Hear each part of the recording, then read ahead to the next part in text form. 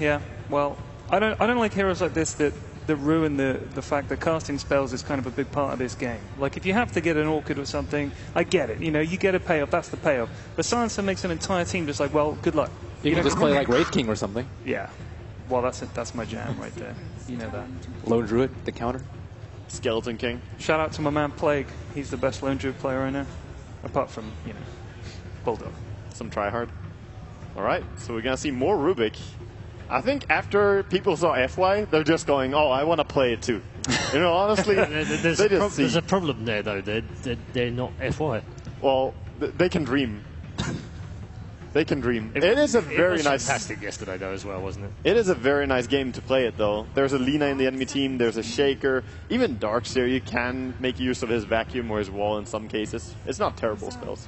Surge can work also early game. Do you think like the third place Rubik pick is like saying, okay, you've got some good spells to steal, and now you probably aren't going to want to pick any more heroes that have good spells to steal? So it's sort of like a stopper. Yeah, because Secret are kind of going into some combination draft here, right?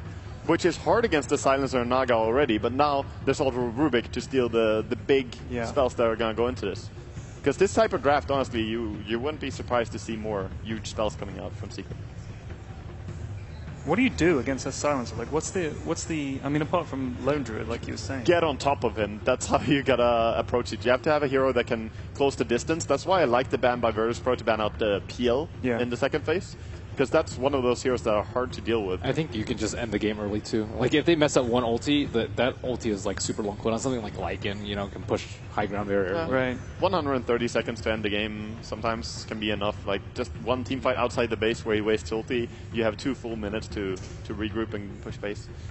So, there's a lot of pressure on the Silencer player always to time his ulti perfectly. Yeah. Winter, you've been very quiet. What are you thinking about? He's strategizing. He is.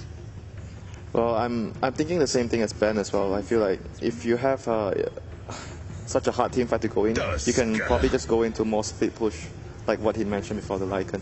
I think the Tusk here would actually mean that it's probably going to be a Tusk plus Darkseer, I feel, the double Iron Shell Snowball.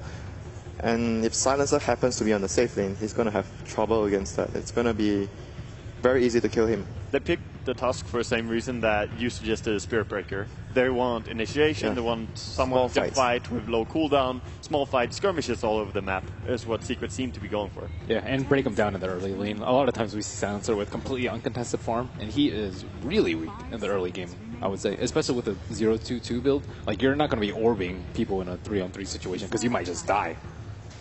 The Hans isn't here, so I will